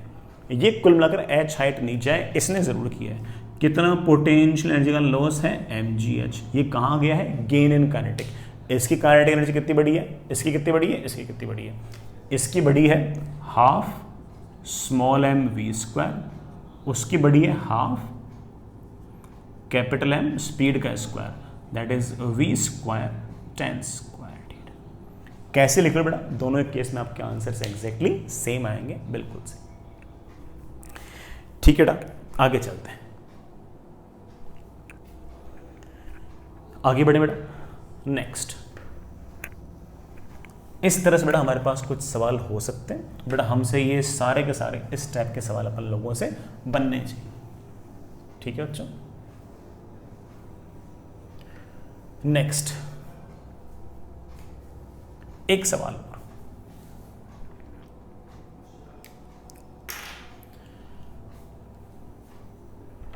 बेटा हमारे पास इस तरह का अरेंजमेंट है कि ये एक स्मूथ पुल्ली है बेटा, बहुत ज़्यादा रेडियस नहीं है, इस पर बेटा एक हमने रोप लपेट रखी है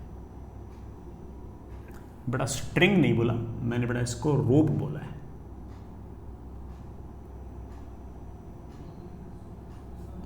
रोप बोला है तो बड़ा पक्की बात है कि इसका खुद का मास होगा, लेकिन यूनिफॉर्म रोप बेटा, this is uniform rope, mass m है, लेंथ 2l है, उसमें से बेटा l लेंथ ये है, l लेंथ ये है, इसे नेग्लिजिबल लेंथ माननी बेटा, बहुत ज़्यादा नहीं माननी। ठीक, इसके साथ बेटा अपने दो मासेस बांध रखे हैं, ये m1 मास का ब्लॉक बेटा, ये आपका m2 मास का ब्लॉक, और m1 मास का जो ब्लॉक है बेटा वो m2 मास के ब्लॉक से ज़्यादा है मास में।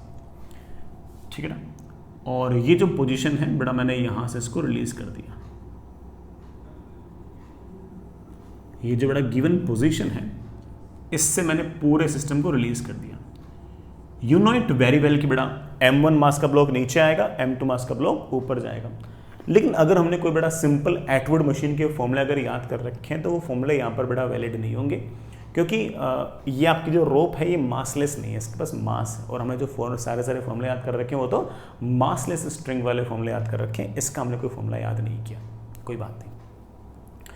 m1 मास का ब्लॉक लगातार नीचे आएगा, m2 मास का ब्लॉक लगातार ऊपर जाएगा, कभी ना कभी बेटा m1 मास का ब्लॉक नीचे आएगा, ये l डिस्टेंस नीचे आएगा, और m2 मास का ब्लॉक बेटा l डिस्टेंस ऊपर आएगा, ऊपर आएगा, ऊपर आएगा, और m2 मास का ब्लॉक कभी ना कभी इस पुल्ली से स्ट्राइक करेगा। आपको इस m2 मास के ब्लॉक की स्पीड बतानी है when it is just about to strike the pulley. m2 mass के ब्लॉक की स्पीड बताओ जब ये पुल्ली से जस्ट टकराने वाला है। फाइंड स्पीड ऑफ ब्लॉक्स, क्योंकि बेटा दोनों की स्पीड होगी तो सही ना, speed of blocks when m2 is just about to strike the pulley, pulley से जस्ट स्ट्राइक करने वाला है, उस टाइम पर कितनी स्पीड होगी सोचते बेटा। दूसरा डायग्राम भी बना लेते हैं, ये बेटा आपका पुल्ली, ये बेटा आपकी रस्सी, बेटा जो ऊपर लिपटी हुई रस्सी है इसकी लंबाई बेटा बहुत ज़्यादा नहीं है, ठीक है। बेटा आपका m1 मास का ब्लॉक यहां से l डिस्टेंस नीचे आ चुका है,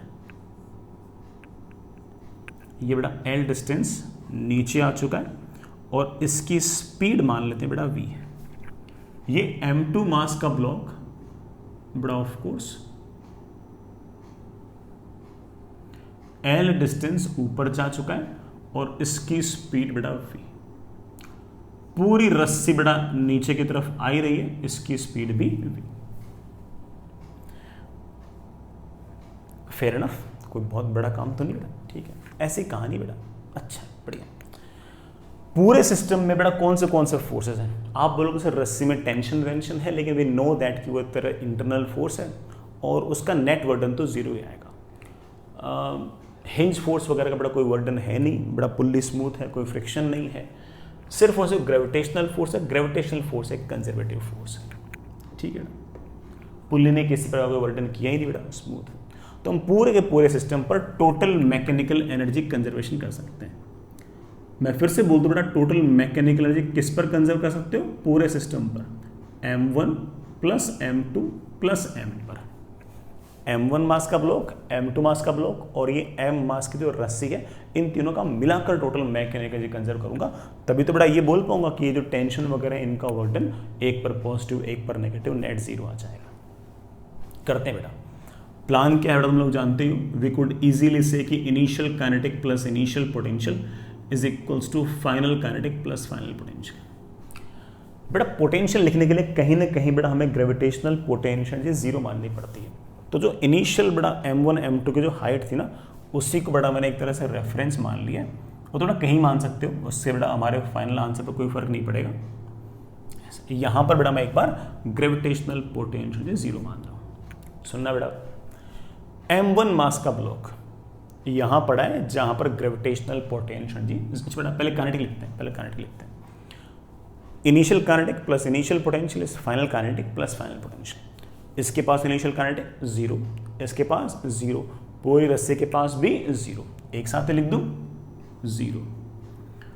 पोटेंशियल एनर्जी इसके पास बड़ा ब्लॉक कहां पड़ा है, तो आप बोलो sir U equals to zero, इसी लेवल पर पड़ा है, तो इसके पास ग्रेविटेशनल पोटेंशियल एनर्जी जीरो, इसके पास भी बड़ा ग्रेविटेशनल पोटेंशियल जीरो। सर रस्सी, ये M मास की रस्सी सर यूं पड़ी है बेटा, जब भी इस तरह से पड़ी हो तो किसी भी यूनिफॉर्म बॉडी के लिए मैंने आपको कहा है कि उसको उसके सेंटर पे बड़ा मान लो। तो यहां से लेकर L लेंथ तक, यहां से लेकर L लेंथ तक टोटल 2L लेंथ बड़ा फैली हुई है, तो इसका सेंटर बड़ा यहां का ही मान सकते हो। यहां से कितना ऊपर, L/2। बेटा रस्सी कहां से कहां फैली हुई है, 0 से L, 0 से L, तो सारी रस्सी का सेंटर बड़ा यहां का ही मान लो L/2 पर। तो ग्रेविटेशनल पोटेंशियल एनर्जी आ जाएगी M into G into L/2, that is equals to final kinetic energy. Final kinetic energy half M1v square half M2v square, रस्सी का भी मास M है और स्पीड v है, तो आप कह सकते हो कि half M1 plus M2 plus MV square plus potential energy. अभी लिखते हैं, यहां पर जीरो है, तो कोई चीज अगर यहां से ऊपर होगी तो उसकी पोटेंशियल एनर्जी तो बड़ा बढ़ेगी, ऊपर वाले पॉइंट पर ज्यादा, नीचे वाले पॉइंट पर कम। तो इसकी पोटेंशियल एनर्जी बेटा यहां से ऊपर चला गया बेटा L हाइट, तो इसकी पोटेंशियल एनर्जी होगी M2 into G into L। ये M1 मास नीचे आ गया बेटा, आप जानते हो ऊपर वाले पॉइंट पर ज्यादा, नीचे वाले पॉइंट पर कम। यहां पर जीरो है तो यहां पर बड़ा जीरो से कम होनी चाहिए, तो यहां की पोटेंशियल एनर्जी माइनस M1GL। बड़ा याद है ना, ऊपर जाओगे तो प्लस MGH, नीचे आओगे तो माइनस MGH, ये हमारे पोटेंशियल एनर्जी का चेंज है। सर इतनी बड़ी रस्सी है, उसका भी तो लिखो बेटा। जब रस्सी इतनी बड़ी है तो उसको पड़ा मान लो उसके सेंटर पे। यहाँ बेटा ये तो नेग्लिजिबल सी लेंथ है, इसको तो छोड़ दो। ये इतनी बड़ी रस्सी है 12 लेंथ की, कहाँ पड़ा मानूं, सेंटर पे। सेंटर बेटा यहीं आ गया, L यहाँ से, L यहाँ से, सेंटर यहाँ आ गया। यहाँ पर तो मेरे बच्चे पहले से ही ग्रेविटेशनल पोटेंशियल क्या मान के बैठे हैं, जीरो। हमारे पास इक्वेशन आ गई बेटा, उधर गया तो मेरे पास आ गया M1 minus M2 GL plus MGL/2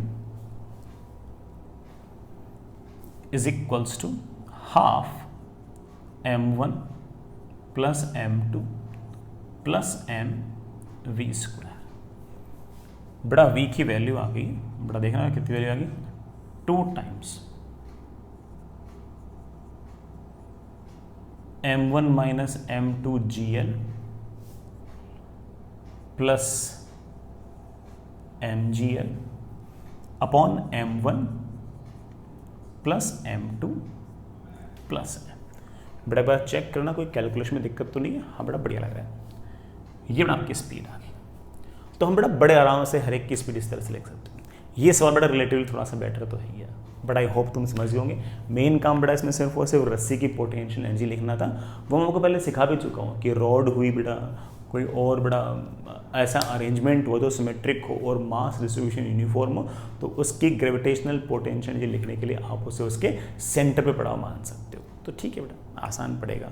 अगर ऐसा पसंद नहीं तो हम इंटीग्रेशन भी कर सकते थे, लेकिन बेटा ठीक है, हमने इस बात को पहले से याद भी तो कर ही रखा था, कर रखा था ना यार, ठीक है। आगे चलते हैं बेटा। नेक्स्ट,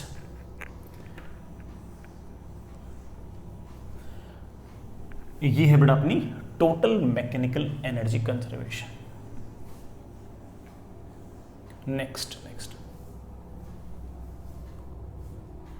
आगे बढ़ते हैं बेटा, आगे चलिए।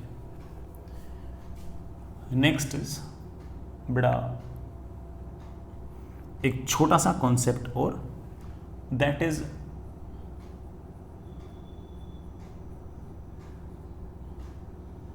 इक्विलिब्रियम। हालांकि आप सोच रहे होंगे सर इक्विलिब्रियम तो हम लोगों ने न्यूटन्स लॉज ऑफ मोशन के शुरुआत के अंदर भी पढ़ा था कि भाई फोर्स जीरो होगा तब हम इक्विलिब्रियम पोजीशन बोल देंगे। बिल्कुल सही बात है बेटा, लेकिन हम अब इक्विलिब्रियम पोजीशन को हम हल्का फुल्का वर्क या एनर्जी या मोर स्पेसिफिकली पोटेंशियल एनर्जी के टर्म्स में पढ़ेंगे, ठीक है। और बहुत इतना टफ काम नहीं, बड़े आराम से बन जाएगा अपन से ना बेटा। हम सिर्फ और सिर्फ उस केस को देख रहे हैं जब सिर्फ और सिर्फ कोई कंजर्वेटिव फोर्स हो, चाहे बेटा वो इलेक्ट्रोस्टैटिक फोर्स हो, चाहे ग्रेविटेशनल फोर्स हो, चाहे स्प्रिंग फोर्स हो, चाहे कोई और इलास्टिक फोर्स हो। तो बड़ा इक्विलिब्रियम केस डिस्कस कर रहे हैं in presence of conservative forces. Conservative forces की प्रेजेंस में किस तरह से बड़ा इक्विलिब्रियम पोजीशन लिखते हैं देखते हैं। सबसे पहली बात, बड़ा इक्विलिब्रियम पोजीशन हम उसे कहा करते थे जहां पर बड़ा फोर्स की वैल्यू जीरो हो, जहां आपके एक्सेलरेशन की वैल्यू जीरो हो, और ऑफ कोर्स बड़ा वहां पर आपकी वेलोसिटी कांस्टेंट हो। जीरो है तो जीरो, और कुछ स्पेसिफिक वैल्यू है तो वो स्पेसिफिक वैल्यू ही रहे, ठीक है। अगर बड़ा मान लो कि फोर्स सिर्फ और सिर्फ एक्स एक्सिस के लॉन्ग लग रहा है, तो इस फोर्स को ऑफ कोर्स बड़ा ये इकलौता फोर्स है आपका conservative force. Force can also be written as बेटा minus du by dx, and it means that कि minus du by dx should be zero। Force को मैं minus du by dx बोल सकता हूँ बेटा अगर फोर्स सिर्फ x एक्सिस के लॉन्ग लग रहा है तो, और मुझे बोलना पड़ेगा कि minus du by dx is zero। minus du by dx is zero, it means that कि du by dx is zero। इसका मतलब बड़ा इक्विलिब्रियम पोजीशन पर आपका du by dx जीरो होगा। अब du by dx जीरो होगा, इस बात का अर्थ आप हल्का फुल्का बड़ा मैथमेटिकली जानते हैं कि वहां पर या तो पोटेंशियल एनर्जी का मैक्सिमा होगा या बड़ा पोटेंशियल एनर्जी का मिनिमा होगा। कैसे बड़ा बताता हूं। अगर मैं कह दूं कि बड़ा मुझे u वर्सेस x ग्राफ दे रखा है, एंड लेट्स से बड़ा ग्राफ इज लाइक दिस, तो यहां पर स्लोप ऐसे है तो यहां पर du by dx पॉजिटिव है, यहां पर du by dx जीरो है, और यहां पर du by dx नेगेटिव है। तो ये पॉइंट वो है जहां पर आपका मैक्सिमा है, ये बड़ा पॉइंट वो है जहां पर आपका मैक्सिमा है, या फिर बड़ा मैं ऐसे कह दूं कि यहां पर आपका इक्विलिब्रियम पोजीशन। तो पोटेंशियल एनर्जी वर्सेस एक्स के ग्राफ में जहां पर बड़ा पोटेंशियल का मैक्सिमा होगा बड़ा वो आपकी इक्विलिब्रियम पोजीशन होगी। साथ ही साथ बड़ा अगर मैं potential energy versus x graph बना दूं, और अगर बड़ा कर्व मान लीजिए ऐसा हुआ, यहां पर du by dx नेगेटिव है, ग्राफ डिक्रीजिंग है, यहां पर du by dx पॉजिटिव है, बड़ा ये इंक्रीजिंग है, और ऐसे ये वाला जो पॉइंट है बड़ा यहां पर आपके पास फिर से du by dx की वैल्यू जीरो है। बस इतना फर्क है कि ये मैक्सिमा है और बड़ा ये आपका मिनिमा है। इनको आप हॉरिजॉन्टल टेंजेंट्स भी कह सकते हो बेटा। क्या शब्द यूज कर सकते हो? Horizontal tangents. चलिए बेटा आगे चलिए। तो बेटा मैंने अभी तक सिर्फ और सिर्फ ये कहा है कि इक्विलिब्रियम पोजीशन के लिए आपके फोर्स की वैल्यू जीरो होनी चाहिए, और फोर्स की वैल्यू जीरो करने के लिए du by dx जो है वो जीरो होना चाहिए। ये du by dx वाली बात पे मैं इसलिए आया क्योंकि फोर्स जीरो तो हम पहले पढ़ चुके थे। अब इस चैप्टर के हिसाब से बड़ा हमें कुछ और एक्स्ट्रा पढ़ना है, और वो ये है कि यहाँ पर पोटेंशियल एनर्जी का या तो मैक्सिमा या बड़ा पोटेंशियल एनर्जी का मिनिमा ऐसा होगा। ठीक है, चलिए बेटा हम अब इसी इक्विलिब्रियम पोजीशन को तीन अलग अलग पार्ट्स में डिवाइड करेंगे। वो तीन अलग अलग पार्ट बेटा क्या है वो सुनिएगा, समझिएगा, देखिएगा। सबसे पहले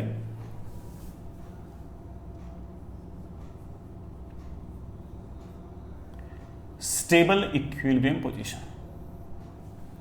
सुनना बेटा, आराम से इत्मीनान सुनना, हम सारा काम करेंगे इसमें। बेटा मान लीजिए कि आपके पास ये एक्स एक्सिस में बेटा ये पॉइंट वो है जहां पर पार्टिकल इक्विलिब्रियम पे है, तो ऑफ कोर्स इस पॉइंट पर आपके फोर्स की वैल्यू 0 है। इस पॉइंट पर पार्टिकल पर लगने वाला जो फोर्स है बेटा वो 0 है। लेकिन हम यहां पर पढ़ रहे हैं स्टेबल इक्विलिब्रियम। अब स्टेबल का अर्थ क्या है? स्टेबल का अर्थ ये है कि अगर मैं पार्टिकल को थोड़ा सा भी डिस्प्लेसमेंट अगर पॉजिटिव डायरेक्शन में अगर दे दूं तो इस पार्टिकल पर एक फोर्स लग जाएगा, ऑफ कोर्स हमारा कंजर्वेटिव फोर्स लग जाएगा, और वो जो फोर्स होगा वो पॉजिटिव डायरेक्शन में ना होकर नेगेटिव डायरेक्शन में होगा, और वो जो नेगेटिव डायरेक्शन में लगने वाला जो फोर्स है ये पार्टिकल को वापस इक्विलिब्रियम पोजीशन पर खींचने की कोशिश करेगा। This kind of equilibrium position is known as your stable equilibrium position.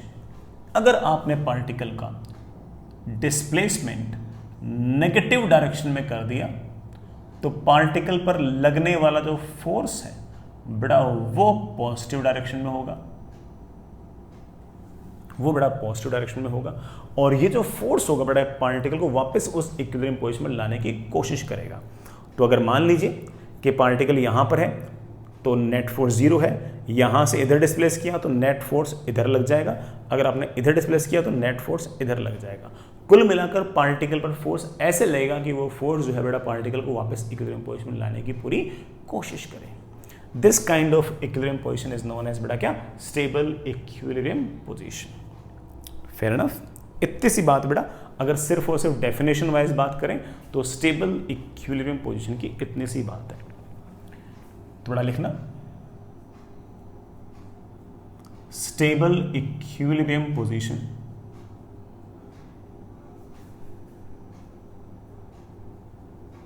is the position at which force is 0 and particle is displaced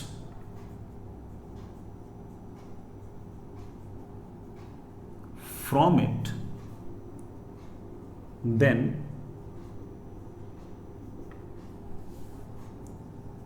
net force will act opposite to displacement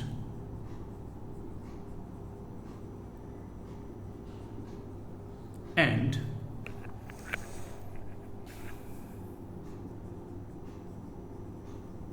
this net force tries to restore the equilibrium position।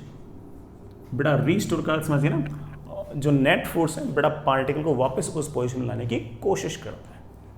तो बेटा यहां पर तो equilibrium है ही, यहां से displace किया इधर तो नेट फोर्स लग गया इधर, इधर डिस्प्लेस किया तो नेट फोर्स लग गया इधर। बेटा this kind of equilibrium position is known as your stable equilibrium position. ये तो बात बेटा प्रैक्टिकलिटी की। अगर कोई मुझसे पूछ ले कि सर इस तरह का जो सिचुएशन है इसका फोर्स वर्सेस पोजीशन ग्राफ कैसा होगा, तो मैं ये कहूंगा कि बेटा इस पोजीशन पर तो फोर्स की वैल्यू 0 होगी, ये बेटा पोजीशन, ये आपका फोर्स, इस पोजीशन पर तो फोर्स की वैल्यू 0 होगी। अगर इससे पॉजिटिव डिस्प्लेसमेंट होगा तब बेटा आपका फोर्स होना चाहिए नेगेटिव। बेटा मैं नीचे दिखा रहा हूं, इसका मतलब फोर्स नेगेटिव, नेगेटिव मतलब नेगेटिव डायरेक्शन में। अगर आपने डिस्प्लेसमेंट किया नेगेटिव में तो बड़ा फोर्स आना चाहिए पॉजिटिव, पॉजिटिव मतलब इधर। तो इसका मतलब इस पोजीशन पर तो आपके फोर्स की वैल्यू 0 है, यहां से अगर डिस्प्लेसमेंट नेगेटिव हुआ तो फोर्स पॉजिटिव, यहां से अगर डिस्प्लेसमेंट पॉजिटिव तो फोर्स नेगेटिव। अब इनके बीच में ग्राफ स्ट्रेट लाइन हो ऐसा जरूरी नहीं बेटा, कैसा भी हो सकता है, कोई आर्बिट्रेरी ग्राफ भी ऐसे हो सकता है। तो जब कभी आपको ऐसा कर्व नजर आ जाए फोर्स और पोजीशन के बीच में, तो समझ जाना कि बेटा ये आपकी स्टेबल इक्विलिब्रियम पोजीशन है। Fair enough. आगे चलते हैं बेटा। अगर कोई हमसे पूछ ले कि potential energy versus x graph कैसा होगा, तो सोचेंगे, क्यों नहीं सोचेंगे। यहां पर इस पोजीशन पर फोर्स पॉजिटिव है, बट हम जानते हैं कि फोर्स होता है माइनस du/dx। इस पॉइंट पर फोर्स की वैल्यू पॉजिटिव है, बड़ा फोर्स की वैल्यू पॉजिटिव है तो du/dx नेगेटिव है। du/dx नेगेटिव है, इसका मतलब बेटा u जो है वो x के साथ घटना चाहिए तो बेटा graph should be like this, ठीक है ना। u जो है वो x के साथ घट रहा है, इस पॉइंट पर बेटा फोर्स की वैल्यू 0 है, बड़ा फोर्स की वैल्यू 0 है तो du/dx 0 है, du/dx 0 है मतलब स्लोप 0 है, स्लोप 0 है मतलब यहां पर इस पॉइंट पर ग्राफ ऐसा होना चाहिए, बना दिया। इसके बाद में बेटा आपका फोर्स नेगेटिव है, बड़ा फोर्स नेगेटिव है तो du/dx पॉजिटिव होना चाहिए, du/dx पॉजिटिव होना चाहिए तो इसका ग्राफ आपका इंक्रीजिंग होना चाहिए, तो इसके आगे वाले पॉइंट पर ग्राफ आपका इंक्रीजिंग होना चाहिए। ले बेटा इधर वाले पॉइंट्स पर आपका du/dx नेगेटिव है, इन पॉइंट्स पर आपका du/dx पॉजिटिव है, और स्पेसिफिकली इस पॉइंट पर आपका du/dx जो है बेटा आपका वो 0 है। बड़ा सोचिए इस पॉइंट को हम क्या बोला करते थे बेटा, मेरे ख्याल से हम बोला करते थे मिनिमा। बेटा क्या शब्द यूज करते थे, मिनिमा। तो यहां पर आपके पास पोटेंशियल एनर्जी का मिनिमा होगा। बेटा पता नहीं आप लोगों को याद है या नहीं है, लेकिन जहां पर मिनिमा हुआ करता था उसका केस, किसी भी फंक्शन का मिनिमा हुआ करता था उसका केस मैंने आपको याद करा रखा है कि पहला डिफरेंशिएशन तो 0 होगा और जो सेकंड डिफरेंशिएशन होगा बेटा वो पॉजिटिव होगा। जहां पर मिनिमा होता था उस पॉइंट पर du/dx तो 0 हुआ करता था और उसका डबल डिफरेंशिएशन जो बेटा वो पॉजिटिव हुआ करता था।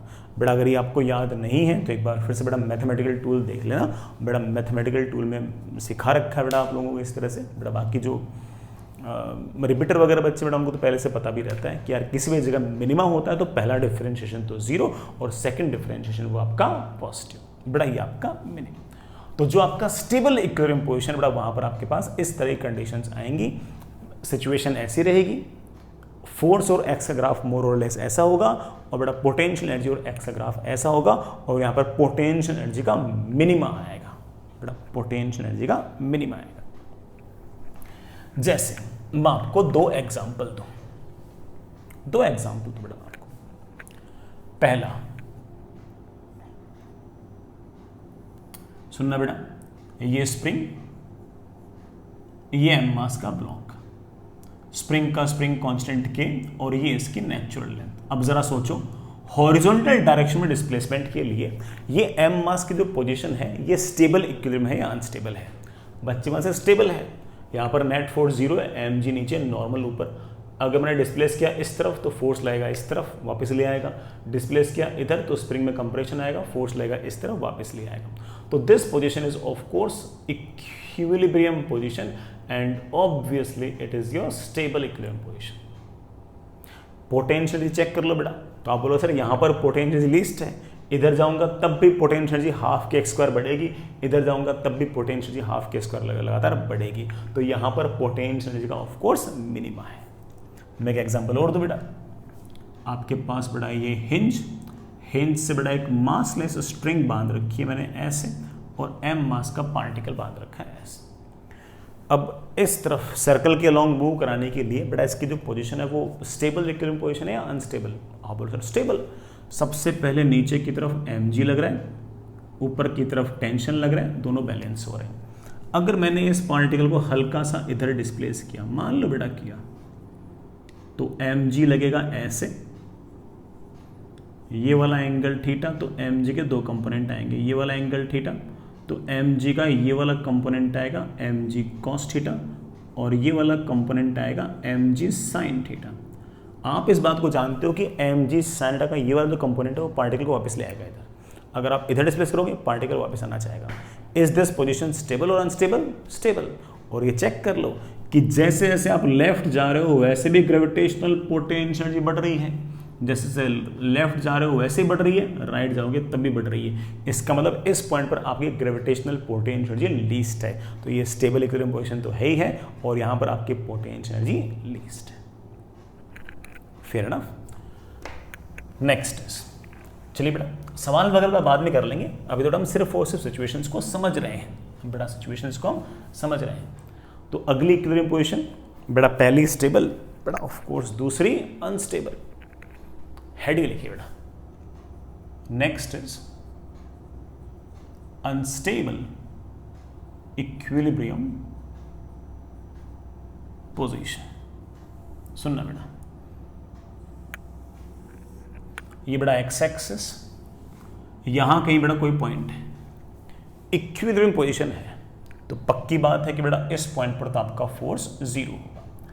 तो सर अनस्टेबल किस बात का? बेटा अनस्टेबल इस बात का कि अगर आपने यहां पर तो फोर्स जीरो रहेगा क्योंकि इक्विलिब्रियम लिखा हुआ ना, अगर आपने पार्टिकल को यहां से हल्का सा पॉजिटिव एक्स में डिस्प्लेस कर दिया तो इस पर आपका कंजर्वेटिव फोर्स पॉजिटिव डायरेक्शन में ही लग जाएगा, और पॉजिटिव डायरेक्शन में अगर लग जाएगा तो पार्टिकल वापस ना लौटकर दूर भाग जाएगा।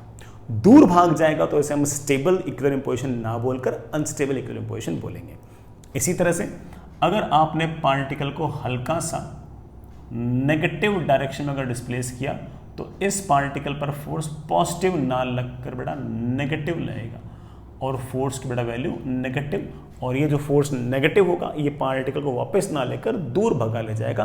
बेटा this kind of equilibrium position is known as unstable equilibrium position. बेटा स्टेबल और अनस्टेबल में आपको अर्थ ये बड़ा अंतर समझ में आ गया होगा। वहां पर बेटा फोर्स जो था वो डिस्प्लेसमेंट के अपोजिट था, और फोर्स की हमेशा कोशिश थी कि पार्टिकल को वापस इक्विलिब्रियम पोजीशन पे ले आओ, और बेटा इस केस में हल्का सा मामला डिफरेंट है। तो बेटा आप कह सकते हो कि unstable equilibrium position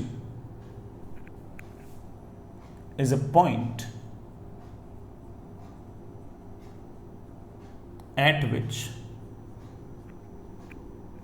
force is zero. Of course बड़ा force zero तो होना जरूरी है क्योंकि पोजीशन तो इक्विलिब्रियम है।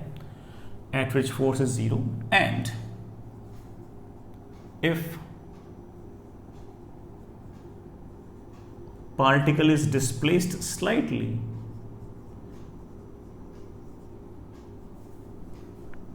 from this position, then net force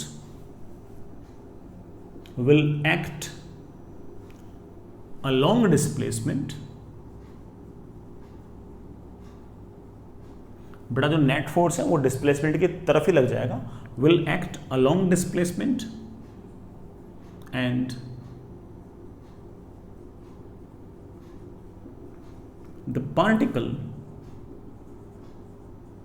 will run away. बेटा पार्टिकल भाग जाएगा, पार्टिकल की वापस आने की टेंडेंसी नहीं होगी। ठीक है, कोई बच्चा कहते कि सर इसका फोर्स वर्सेस एक्स कर्व कैसा होगा? बड़ा देखता हूं, इस पॉइंट पर तो फोर्स की वैल्यू जीरो होगी, तो इस एक्स कोऑर्डिनेट पर तो फोर्स की वैल्यू जीरो। इसके बाद में अगर पॉजिटिव एक्स में जाओगे तो फोर्स पॉजिटिव आना चाहिए, इधर से बेटा नेगेटिव एक्स में जाओगे तो फोर्स नेगेटिव आना चाहिए। ये ले बेटा, पॉजिटिव में गए तो फोर्स पॉजिटिव, नेगेटिव में गए तो फोर्स नेगेटिव। इनके बीच में ग्राफ स्ट्रेट लाइन हो ऐसा जरूरी नहीं है, बड़ा ग्राफ कैन बी ऐसा किसी भी कर्व कह लो। Fair enough. अगर कोई बच्चा मुझे कह दे कि सर इनका potential energy versus x curve कैसा होगा, बड़ा देखता हूं कैसा होगा। अगर आप बड़ा मुझसे पोटेंशियल एनर्जी वर्सेस एक्स पूछ रहे हैं तो सोचते हैं, बड़ा सोचते हैं। यहां पर आपके फोर्स की वैल्यू नेगेटिव है, बड़ा फोर्स मेरे ख्याल से मेरे बच्चे बोलते हैं sir minus D U by D X. इन एक्स पर फोर्स की वैल्यू नेगेटिव है, बड़ा फोर्स नेगेटिव है मतलब D U by D X positive है। D U by D X positive है मतलब बड़ा यू का ग्राफ इंक्रीजिंग होना चाहिए, तो यहां पर यू का ग्राफ इंक्रीजिंग। यहां पर फोर्स जीरो तो D U by D X zero, D U by D x में जीरो मतलब हॉरिजॉन्टल टेंजेंट। इसके बाद बड़ा फोर्स की वैल्यू पॉजिटिव है, बड़ा फोर्स की वैल्यू पॉजिटिव मतलब D U by D x negative.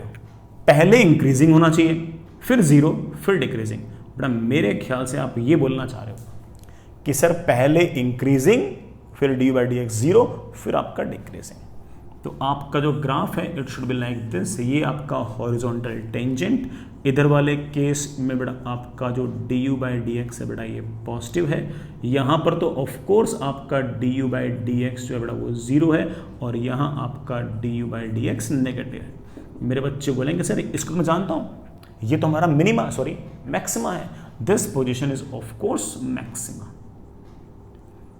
Again बेटा मैक्सिमा की क्या कंडीशंस रहती है मेरे बच्चों को शायद याद होगा, नहीं याद होगा थोड़ा मुझे रिपीट करनी पड़ेगी।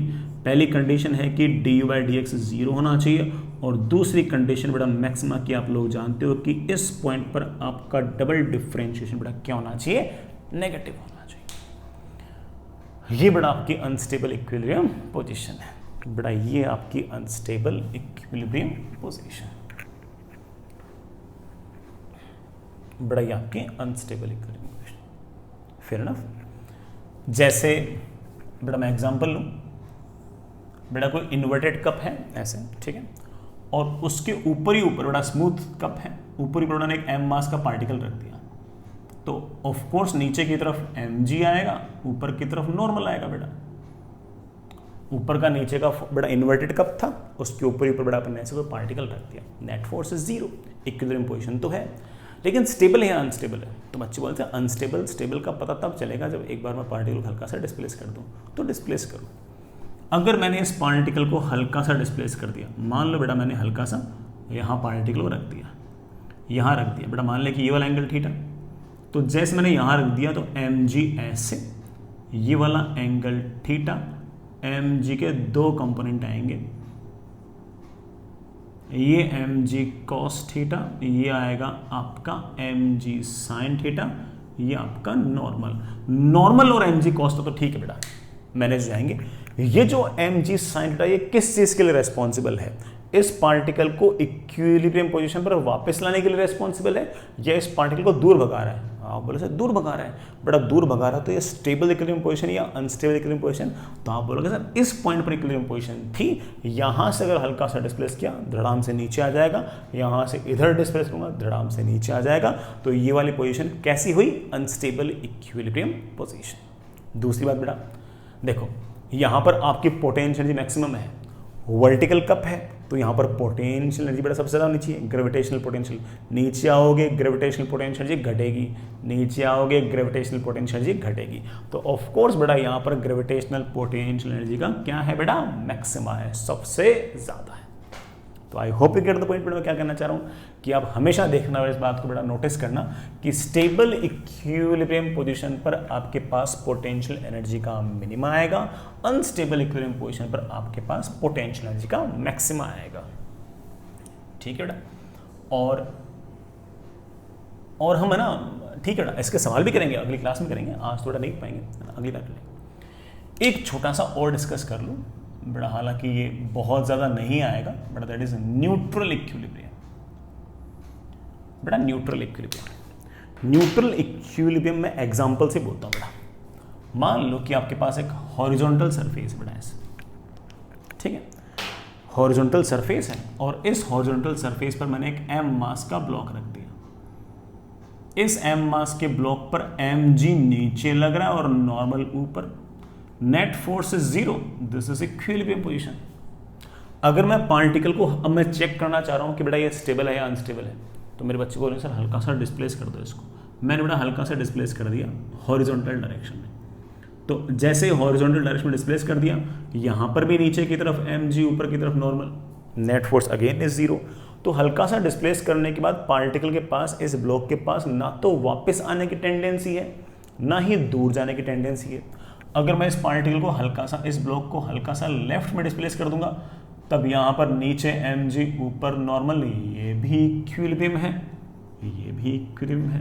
पार्टिकल के पास रेस्ट, उसको ना तो कोई फोर्स अंदर की तरफ आ रहा है ना बड़ा कोई फोर्स बाहर की तरफ आ रही है, तो इस तरह की इक्विलिब्रियम पोजीशन पर हम क्या नाम देंगे, न्यूट्रल इक्विलिब्रियम पोजीशन। तो आप बेटा कह सकते हो कि क्या कह सकते हो बेटा, अगर डायग्राम की बात करूं तो यहाँ पर आपका फोर्स 0, इसके इधर जाओगे तब भी फोर्स 0, इधर आओगे बेटा तब भी फोर्स 0, हर जगह फोर्स 0, तो आपका न्यूट्रल इक्विलिब्रियम। अगर किसी बच्चे ने मुझसे पूछ लिया कि सर इसका फोर्स वर्सेस एक्स ग्राफ बनाओ, इधर फोर्स इधर एक्स, तो उस केस में मैं कहूँगा कि एक्स की इस वैल्यू के लिए भी फोर्स जीरो, इस वैल्यू के लिए भी फोर्स जीरो, इसके लिए भी जीरो, इसके लिए भी जीरो, इसके लिए zero, graph will be like this. अगर किसी ने मुझसे पूछ लिया कि सर आप इसकी potential energy versus x graph बनाओ, तो फोर्स जीरो तो D U by D X zero, D U by D X zero तो है ही है, लेकिन D U by D x यहाँ भी जीरो है, यहाँ भी जीरो है, यहाँ भी जीरो है, यहाँ भी जीरो है, यहाँ भी जीरो, हर जगह D U by D X zero है। D U by D X zero है, इसका मतलब D U by D X भी जीरो है और आपका डबल डिफरेंशिएशन भी जीरो है, क्योंकि D U by D X zero भी है और वो कांस्टेंट भी है, और कोई चीज अगर कांस्टेंट होती है ना तो उसका डिफरेंशिएशन भी जीरो होता है। तो बेटा आपका D U by D x जो है बेटा वो जीरो है और वो कांस्टेंट है।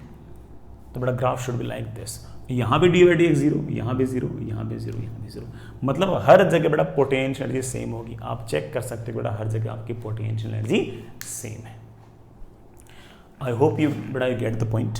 ठीक है बेटा आगे चलते हैं बच्चों। बेटा इस पर सवाल वगैरह बेटा अपन अगली क्लास में करते हैं, ठीक है ना। अभी तो बेटा मैंने सिर्फ और सिर्फ तीनों की तीनों इक्विलिब्रियम पोजीशंस एक्सप्लेन किए, बट बेटा अपन अगली क्लास में इसके सवाल कर लेंगे यार ना। बेटा आप एक बार होमवर्क लिख लें।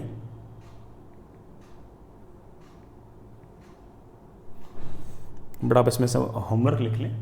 अपनी WPE की जो शीट है बेटा, वर्क पावर एनर्जी की जो शीट है, उसमें से आप लोग,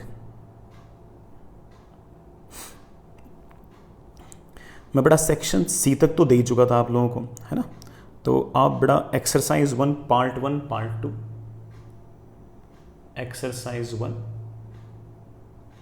पार्ट 1 पार्ट 2 बेटा सेक्शन A से लेकर E तक कर लेना, ठीक है ना। A से लेकर E तक कर लेना। हालांकि बेटा मैं ना आपको बेटा इसमें से बहुत सारे सेक्शन तो पहले से दे चुका था, इसलिए बेटा आपने शायद पहले से कर भी रखे होंगे, तो आपको बेटा फिर थोड़े से मैं और सवाल भी देता हूँ, ठीक है, वरना बेटा बहुत कम काम हो जाएगा ये। तो फिर आप एक काम करो, एक्सरसाइज 2 के पार्ट 1 में, एक्सरसाइज 2 के पार्ट 1 में क्वेश्चन नंबर 1 से लेकर बेटा आप 1 से लेकर बेटा 9 तक कर लेना। बेटा क्वेश्चन नंबर 1 से लेकर 9 तक कर लेना, और एक्सरसाइज 3 के पार्ट 1 में बेटा आप क्वेश्चन नंबर 1 से लेकर 11 तक कर लेना, ठीक है ना। बाकी काम बेटा बाद में देंगे, पहले बेटा बाकी बेटा इस इक्विलिब्रियम वाली कहानी को अपन कल फिर और आगे बढ़ाते हैं।